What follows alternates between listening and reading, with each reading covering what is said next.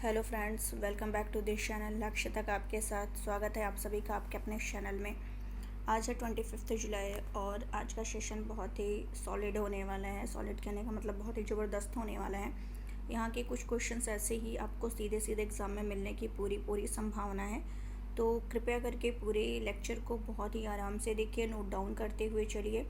और बाकी मैं रिवीजन तो कराती ही रहूँगी टाइम टू टाइम, बस आपको क्या करना है, नोट डाउन करते रहिए और अच्छे से पढ़ते रहिए। तो चलिए सेशन को स्टार्ट करते हैं। स्टार्ट करने से पहले जिसने भी अभी तक टेलीग्राम चैनल ज्वाइन नहीं किया है, जा कर के ज्वाइन कर लीजिए।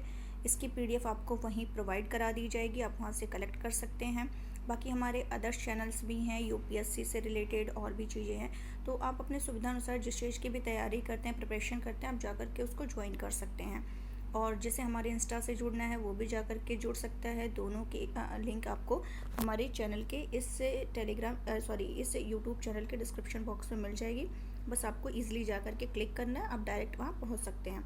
तो चलिए आज का मोटिवेशन कोड देख लेते हैं, और मोटिवेशन कोड से आपको एनर्जेटिक बनाने में आपको हेल्प मिलेगी। तो चलिए आज का देख लेते हैं, उसके बाद हम लोग सेशन को स्टार्ट करते हैं। कभी हार ना मानने की आदत ही एक दिन जीतने की आदत बन जाती है।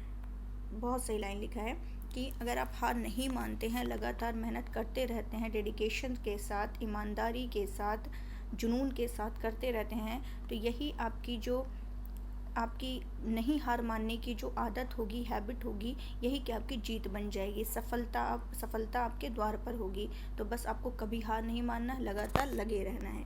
तो चलिए आज का पहला क्वेश्चन देख लेते हैं, जो कि पहला ही क्वेश्चन आपका दमदार है। पहला क्वेश्चन क्या कह रहा है कि जुलाई 2022 में कौन सा जिला देश का पहला हर घर जल प्रमाणित जिला बन गया है। क्या कह रहा है, कौन सा जिला देश का पहला हर घर जल प्रमाणित जिला बन गया है। तो कौन सा जिला बन गया है, बुरहानपुर। इसको स्टार बना लीजिए, 4 स्टार वाला क्वेश्चन है कि कौन सा बन गया, बुरहानपुर बन गया। ये कहाँ का है, मध्य प्रदेश का है। मध्य प्रदेश का बुरहानपुर जो है, ये आपका हर घर जल प्रमाणित जिला बन गया है। और ये एक ऐसा एकमात्र जिला है जहाँ सभी 254 गाँव के लोग, यहाँ पे 254 गाँव हैं, 254 गाँव हैं, यहाँ के लोगों को नल के माध्यम से, किसके माध्यम से, नल के माध्यम से सुरक्षित पेयजल उपलब्ध है। क्लियर हो गया होगा। अगर बात करें हम लोग इसके जो जल से संबंधित है, तो 15 अगस्त 2019 को, कब, 15 अगस्त 2019 को नरेंद्र मोदी जी जो प्रधानमंत्री हैं, प्रधानमंत्री नरेंद्र मोदी जी के द्वारा घोषणा की गई थी लाल किले के प्राचीर से, किसकी, जल जीवन मिशन की। किसकी घोषणा की गई थी, जल जीवन मिशन की घोषणा 15 अगस्त। ये भी पूछता है कि जल जीवन मिशन की घोषणा कब की गई थी, तो ये भी आपका एक पॉइंट इंपॉर्टेंट है। 15 अगस्त 2019 को की गई थी। किसके द्वारा, नरेंद्र मोदी जी के द्वारा की गई थी। और इस जल जीवन मिशन को शुरू किसने किया, तो जो जल शक्ति मंत्रालय है उन्हीं के द्वारा स्टार्ट किया गया। तो जल शक्ति मंत्री कौन है, ये भी जानना जरूरी है। तो कौन है, गजेंद्र सिंह शेखावत है। गजेंद्र सिंह शेखावत है, इन्हीं के द्वारा ये स्टार्ट की गई थी। तो ये है, और ये जो जल जीवन मिशन स्टार्ट किया गया, तो इसमें ये लक्ष्य रखा गया, क्या लक्ष्य रखा गया कि 2024 तक, कब, 2001 मिनट रखा गया लक्ष्य कि 2024 तक क्या करना है, हर घर जल 2024 तक हर घर जल का लक्ष्य रखा गया।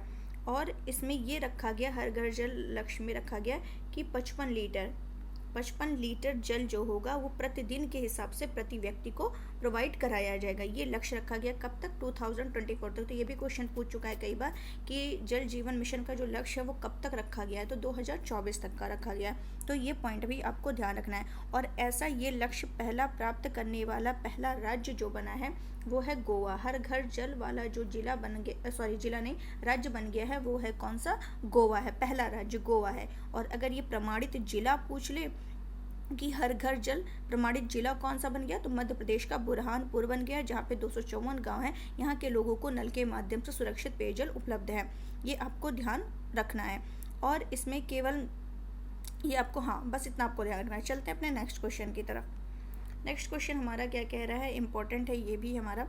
ग्रामीण महिला उद्यमियों की सहायता के लिए, ग्रामीण महिला उद्यमियों की सहायता के लिए डिजीवाड़ी कॉल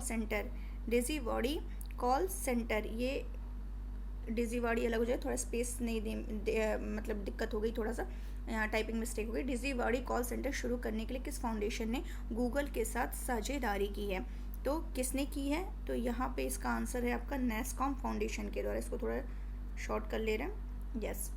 ग्रामीण महिला उद्यमियों की सहायता के लिए डिजीवाड़ी कॉल सेंटर शुरू करने के लिए किस फाउंडेशन ने किसके साथ? गूगल के साथ साझेदारी की है। तो द नैसकॉम फाउंडेशन ने किसके साथ? गूगल के साथ साझेदारी की है। किसके? द नैसकॉम फाउंडेशन ने गूगल के साथ की है। ये आपको तो अभी क्या किया है, नैसकॉम फाउंडेशन ने गूगल के साथ मिलकर डिजीवाड़ी, कौन से? डिजीवाड़ी पहल के तहत 2 कॉल सेंटर शुरू करने की घोषणा की है।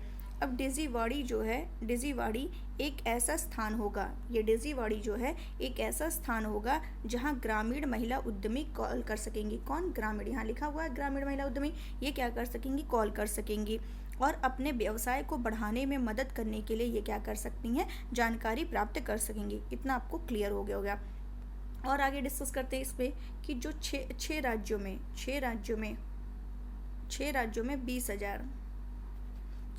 में 20,000 ग्रामीण महिला उद्यमियों तक पहुंचने के लिए यह परियोजना जो है चलाई जा रही है। और नैसकॉम जो है, नैसकॉम, अगर नैसकॉम की बात करें, ये जो नैसकॉम यहाँ लिखा है NASSCOM, नैसकॉम, तो नैसकॉम जो है एक भारतीय गैर सरकारी व्यापार संघ और वकालत समूह है जो क्या करता है? भारत के प्रौद्योगिकी उद्योग पर केंद्रित है। ये किस पर? भारत के प्रौद्योगिकी उद्योग पर केंद्रित है। इसकी स्थापना की बात करें तो इसकी स्थापना 1 मार्च 1988 को हुई थी। 1 मार्च 1988 को हुई थी नैसकॉम की स्थापना। और इसके हेड की बात करें, इसके अध्यक्ष कौन है? तो कृष्णन रामानुजन है। कृष्णन रामानुजम। तो ये आपको ध्यान रखना है। चलते हैं अपने नेक्स्ट क्वेश्चन की तरफ। नेक्स्ट क्वेश्चन हमारा ये भी इम्पोर्टेंट क्वेश्चन है, तो इसको भी स्टार बनाइए। 20 जुलाई 2022 को प्रधानमंत्री नरेंद्र मोदी द्वारा अनावरण किए गए भारत के पहले यात्री ड्रोन, क्या है ये? यात्री ड्रोन। इसका नाम बताना है क्या है? तो इसका नाम क्या है? वरुण है। इसका नाम क्या रखा गया? वरुण। तो नरेंद्र मोदी जी ने अभी क्या किया है? नई दिल्ली में, कहाँ पर? नई दिल्ली में पहला है, ये भी ध्यान रखना है, पहला यात्री ड्रोन का अनावरण किया गया जिसका क्या नाम रखा है गया है? वरुण। तो वरुण को विशेष रूप से देखा जाए तो भारतीय नौसेना के लिए एक स्टार्टअप द्वारा विकसित किया गया। और वो स्टार्टअप कौन है? सागर डिफेंस इंजीनियरिंग द्वारा विकसित किया गया। मैं यहाँ लिख दे रही हूँ, सागर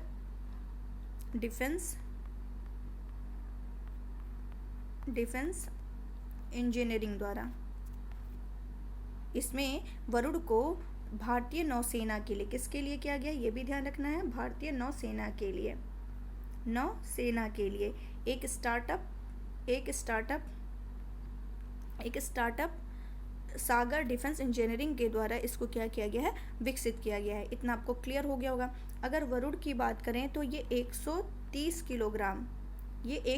किलोग्राम मानव पेलोड ले जा सकता है, भार ले जा सकता है 130 किलोग्राम का। और इसकी सीमा जो है ये कितनी है? 25 किलोमीटर तक है। कितनी सीमा है इसकी? 25 किलोमीटर तक है। और उड़ान का जो समय है वो 25 से 33 मिनट है। उड़ान की जो समय सीमा है 25 से 33 मिनट है। तो ये भी आपको ध्यान रखना है। और ये ड्रोन जो यहाँ लिखा है, ड्रोन ये मानव रहित व्हीकल है। ये क्या है? मानव रहित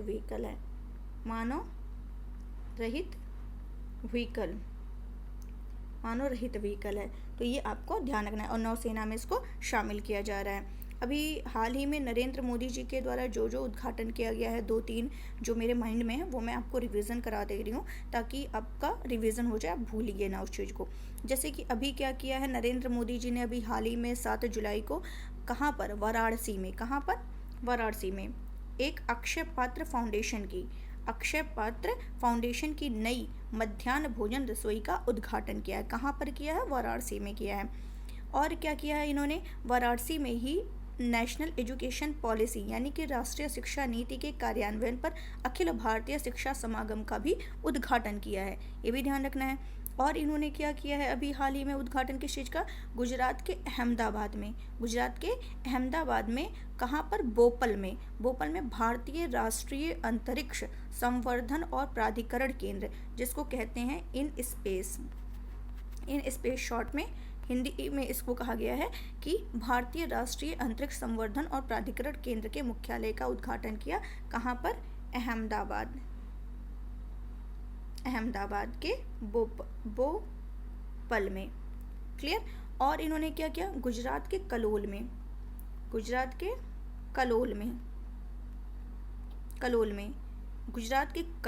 किसके द्वारा, गुजरात के कलोल में इफ्को के द्वारा दुनिया का पहला नैनो यूरिया लिक्विड प्लांट का भी उद्घाटन किया गया है, किसके द्वारा, नरेंद्र मोदी जी के द्वारा। क्लियर। नरेंद्र मोदी गुजरात के कलोल में इफ्को द्वारा दुनिया के पहले नैनो यूरिया लिक्विड प्लांट का उद्घाटन किया गया है। और प्रधानमंत्री मोदी 30 मई 2022 को पीएम केयर्स फॉर चिल्ड्रन योजना के तहत लाभ जारी करने जा रहे हैं। तो ये सारे आपको ध्यान रखना, कोई क्वेश्चन पूछे आपको क्लियर होना चाहिए, स्किप नहीं होना चाहिए एग्जाम में क्वेश्चन। तो चलिए आगे का क्वेश्चन हम लोग डिस्कस करते हैं। नेक्स्ट क्वेश्चन है, प्रतिवर्ष राष्ट्रीय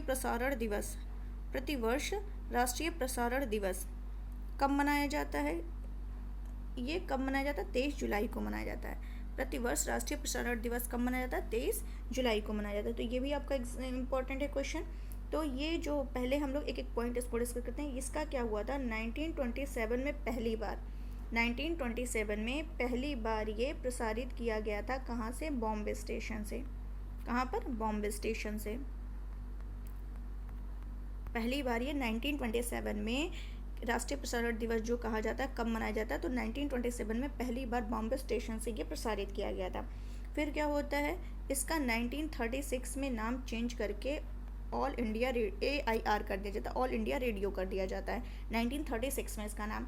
फिर क्या होता है, 1957 में इसका नाम बदल करके आकाशवाणी कर दिया जाता है, आकाशवाणी। 1957 में इसका नाम बदल करके आकाशवाणी कर दिया जाता है। पुनः क्या किया जाता है, 1997 में पुनः इसका नाम प्रसार भारती कर दिया जाता है। इतना करने के बाद फिर ये क्या कर देते हैं, 1997 में पुनः प्रसार भारती कर देते हैं। क्लियर। अब ये ध्यान रखना है कि प्रसार भारती जो है, ये प्रसार भारती है, ये एक मिनट, ये दूरदर्शन और AIR से मिलकर बना है। ये दूरदर्शन और AIR ऑल इंडिया रेडियो से मिलकर के प्रसार भारती बना है। और प्रसार भारती के CEO की बात करें कि CEO कौन है, तो मयंक कुमार है। कौन है, मयंक कुमार। इतना क्लियर हो गया होगा आपको। तो आपको ये ध्यान रखना कि पहली बार ये कहाँ से हुआ था, और 1997 में क्या गया, इसका नाम पुनः प्रसार भारती कर दिया गया। तो ये सारे आपको ध्यान रखने हैं, ये इंपॉर्टेंट क्वेश्चन है। चलते हैं नेक्स्ट क्वेश्चन की तरफ। नेक्स्ट क्वेश्चन हमारा क्या कह रहा है, 24 जुलाई, ये भी आप स्टार बना के रख लीजिए, इंपॉर्टेंट क्वेश्चन है। 24 जुलाई 2022 को किस भारतीय ने विश्व एथलेटिक्स चैंपियनशिप 2022 में रजत पदक जीता है। तो किसने जीता है ये, तो ये नीरज चोपड़ा ने जीता है। इसको भी स्मॉल करते हैं थोड़ा सा, ताकि देखें, किस भारतीय ने विश्व एथलेटिक्स चैंपियनशिप 2022 में रजत पदक सिल्वर मेडल जीता है, तो नीरज चोपड़ा जी ने जीता है इसको। तो ये जो अभी ये ध्यान रखना है कि जो विश्व एथलेटिक्स चैंपियनशिप हुआ है ये किस नंबर का हुआ है। तो पहला क्वेश्चन हो गया, ये 18वें नंबर का, इंपॉर्टेंट है, ये ध्यान रखिएगा कि किस नंबर का है, 18वें नंबर का है। और नीरज चोपड़ा ने भाला फेंक में जीता है रजत भाला फेंक, सिल्वर मेडल इन्होंने भाला फेंक में जीता है। कितने मीटर इन्होंने फेंका है, तो 18.13 मीटर भाला फेंक में इन्होंने सिल्वर मेडल जीता है। अब आपको ये ध्यान रखना कि अगर इन्होंने सिल्वर मेडल मिला है, तो क्वेश्चन ये बनता है कि गोल्ड मेडल किसे मिला है, बिल्कुल। तो चलिए उसको भी देख लेते हैं, गोल्ड मेडल किसे मिला है। गोल्ड जो मिला है वो एंडरसन को मिला है। किसको मिला है, एंडरसन को मिला है। एंडरसन कहाँ के हैं, ये ग्रेनाडा के हैं। कहाँ के हैं, ग्रेनाडा के हैं। गोल्ड एंडरसन ग्रेनाडा के हैं, इन्हें मिला है गोल्ड मेडल। और कितने मीटर इन्होंने फेंका था, 9.54 मीटर। तो ये आपको ध्यान रखना है। और एक महिला है जिनका नाम है अजू बॉबी जॉर्ज।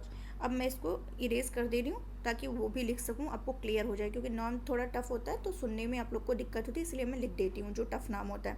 इतना तो आपको क्लियर हो गया, नोट आप कर चुके होंगे। तो चलिए देख लेते हैं। एकमात्र महिला है अजू, ये जा है, अजू बॉबी जॉर्ज।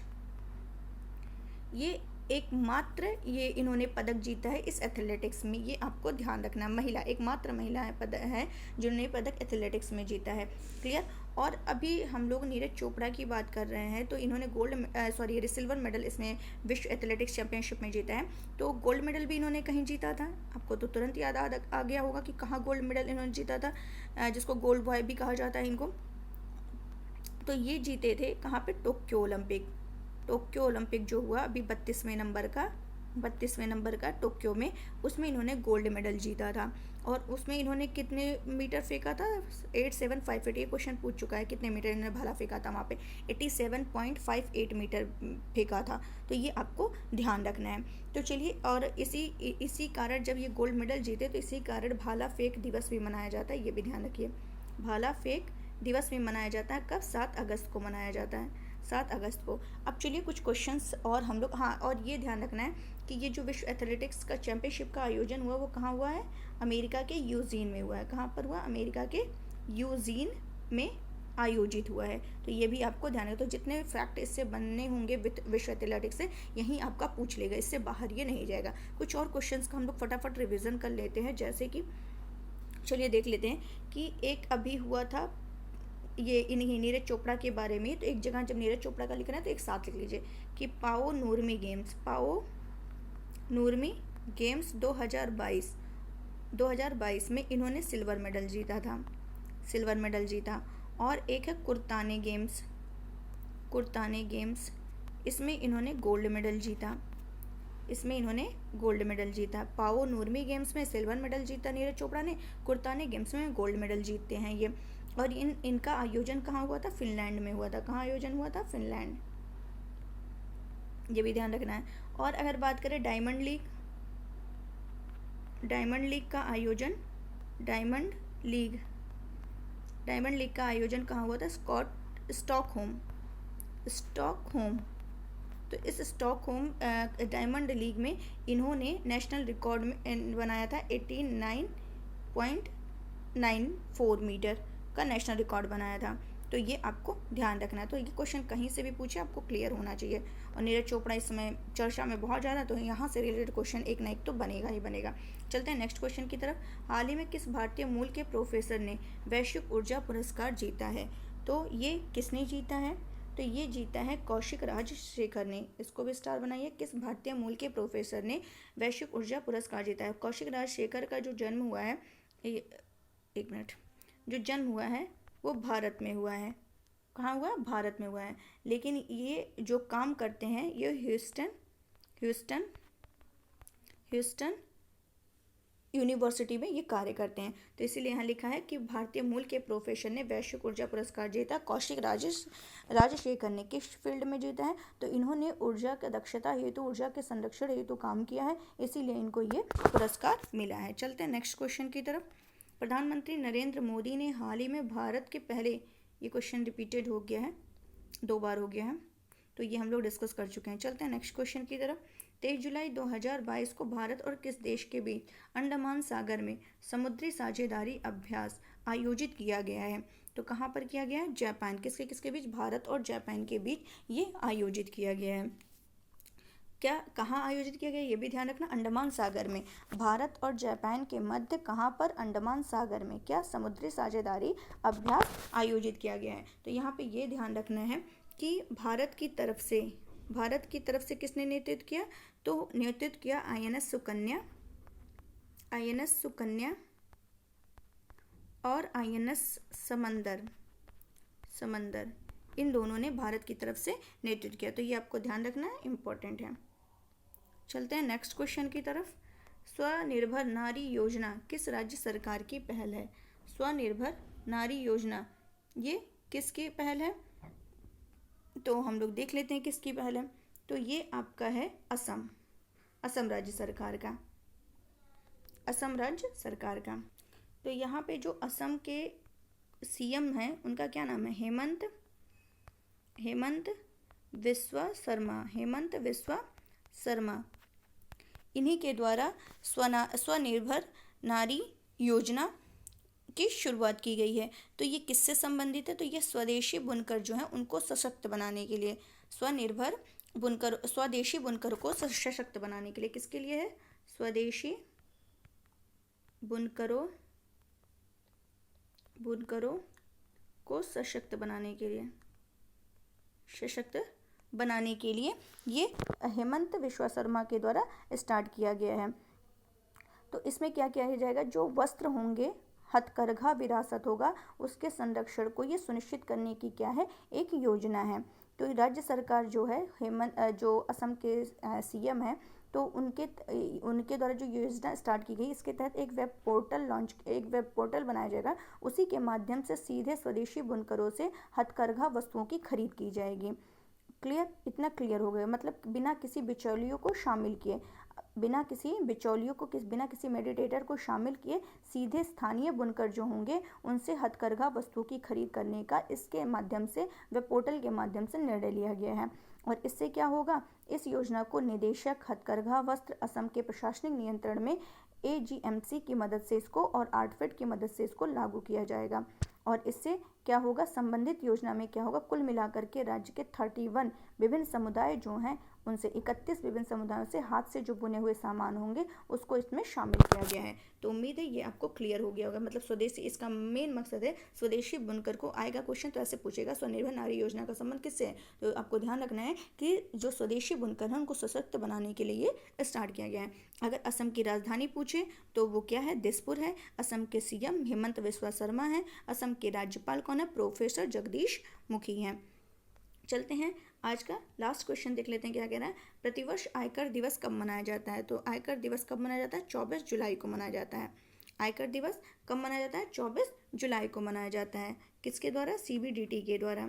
CBDT का मतलब DT के द्वारा, यानी कि केंद्रीय प्रत्यक्ष कर बोर्ड।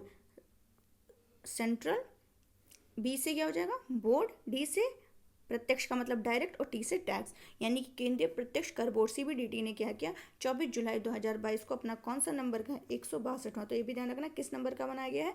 162वें नंबर का आयकर दिवस मनाया गया है।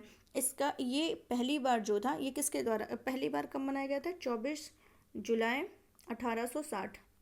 पहली बार 1860 में, 24 जुलाई 1860 को किसके द्वारा? जेम्स विल्सन के द्वारा। सर जेम्स विल्सन द्वारा भारत में पहली बार आयकर पेश किया गया था।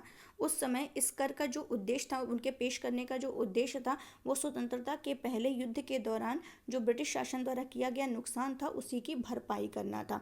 इतना क्लियर हो गया होगा। पहली बार कब मनाया गया था? पहली बार 2000 पेश किया गया था 1860 में, पहली बार मनाया गया था 2010 में। तो ये आपको ध्यान रखना है। और ये जो CBDT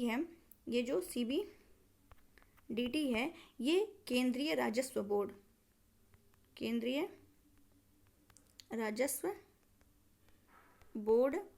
एक्ट 1963, केंद्रीय राजस्व बोर्ड 1963 के तहत एक सांविधिक, ये इंपॉर्टेंट है, एक सांविधिक प्राधिकरण के तौर पर क्या करता है? काम करता है। क्लियर? और CBDT के अध्यक्ष की बात करें, इसके अध्यक्ष कौन है? तो नितिन गुप्ता है। ये भी ध्यान रखना है, कौन है? नितिन गुप्ता है। और CBDT की स्थापना 1924 में हुई थी, ऑलरेडी डिस्कस्ड, 1924 में हुई थी। और इसका हेडक्वार्टर कहाँ पे है? नई दिल्ली में है। कहाँ है? नई दिल्ली में। तो ये भी आपको क्लियर हो गया होगा। चलते हैं अपने कल 23 का हम लोग रिकैप देख लेते हैं क्या था। हाल ही में कौन सा बंदरगाह भारत का 100% लैंडलॉर्ड मॉडल वाला पहला बंदरगाह बन गया है? तो जवाहरलाल नेहरू पोर्ट। 22 जुलाई 2022 को 68वें राष्ट्रीय फिल्म पुरस्कारों में किसे बेस्ट एक्टर का अवार्ड दिया गया है? अजय देवगन और सूर्या को। किस बैंक ने हाल ही में व्हाट्सएप बैंकिंग सेवा शुरू की है? SBI ने शुरू की है। 25 से 29 जुलाई 2022 तक प्रथम खेलो इंडिया फेसिंग विमेंस लीग कहाँ आयोजित की जाएगी? न्यू दिल्ली। और यहाँ पे कूट वाला क्वेश्चन था, हाल ही में जारी हेनले पासपोर्ट 2022 क्वार्टर 3 में भारत को 84वां स्थान दिया गया था। गलत, 87 स्थान दिया गया था। और जापान इस सूचकांक में शीर्ष स्थान पर है, ये राइट है। यह इंडेक्स मूलतः Christian H Kaelin Henley and partners के अध्यक्ष उनके द्वारा स्थापित किया था। सही है। प्रतिवर्ष विश्व मस्तिष्क दिवस का आयोजन कब किया जाता है? 22 जुलाई को किया जाता है। और 22 जुलाई को झंडा दिवस भी मनाया जाता है। T20 एशिया कप 2022 का आयोजन कहाँ किया जाएगा? संयुक्त अरब अमीरात में किया जाएगा। अंतर्राष्ट्रीय हॉकी महासंघ का कार्यवाहक अध्यक्ष किससे नियुक्त किया गया? सैफ अहमद को नियुक्त किया गया है। किसकी जगह पर? नरेंद्र बत्रा की जगह पर। राष्ट्रीय ध्वज अभी ऑलरेडी डिस्कस कर चुके हैं। खबरों में रही बंटिया आयोग का रिपोर्ट किस क्षेत्र से संबंधित है? स्थानीय निकायों में आरक्षण से संबंधित है। तो उम्मीद है आपको ये सेशन पसंद आया होगा, समझ भी आया होगा। तो इसको लाइक करिए, शेयर करिए और ज़्यादा से ज़्यादा लोगों के पास शेयर करिए और सब्सक्राइब करना बिल्कुल मत भूलिए। जो भी नए व्यूअर्स हैं प्लीज़ सब्सक्राइब कर दिया करिए, आपका सपोर्ट बहुत ज़रूरी है। तो please like, share and subscribe. तो चलिए आज के लिए बस इतना है। कल फिर नए क्वेश्चंस के साथ, इंपॉर्टेंट क्वेश्चन के साथ मिलते हैं। Thank you so much.